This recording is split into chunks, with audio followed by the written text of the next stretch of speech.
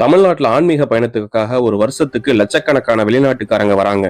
வெள்ளைக்காரங்க அப்படின்னு சொன்னதும் நமக்கு சட்டுன்னு ஞாபகத்துக்கு வர்ற அமெரிக்கா, இங்கிலாந்து மட்டும் இல்லாம ஜப்பான், ரஷ்யா, கனடான்னு பல நாடுகளை சேர்ந்தவங்களும் இந்த லிஸ்ட்ல இருக்காங்க. அப்படி சிவன் மேல கொண்ட ஈடுபாடு காரணமா ரஷ்யா மற்றும் கஜகஸ்தானை சேர்ந்த 5 நண்பர்கள் 20 நாள் ஆன்மீக பயணத்துல 18வது நாள் கரூர் வந்திருக்காங்க.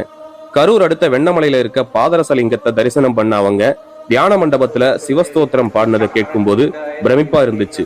முழுக்க முழுக்க சிவனடியார்களாகவே மாறினது மட்டும் இல்லாம மித்ரானந்த தேவ், அருணிமா தேவி, தேஜானந்தி, சிவானந்தானு தங்களுக்குன்னு ஒரு ஆன்மீக பெயரையும் வச்சுக்கிட்டாங்க. 20 நாள் பயணத்துல ராமேஸ்வரம், நவகிரக ஸ்தலங்கள், பழனி, உத்தரகோசமங்கை, திருநள்ளாறு சனீஸ்வரன், வைத்தீஸ்வரன் கோவில், அகத்தியர் கோவில், குற்றாலம்னு தமிழ்நாட்டுல மிக பிரபலமான சிவத்தலங்கள்ல வழிபாடு நடத்திட்டு இருக்காங்க. நம்ம தமிழ்நாட்டோட பண்பாடு, கலாச்சாரம் எல்லாம் அவங்களுக்கு ரொம்பவே பிடிச்சிருக்குங்கிற விஷயம் அவங்க கிட்ட பேசும்போது தெரிஞ்சுக்க முடிஞ்சுது.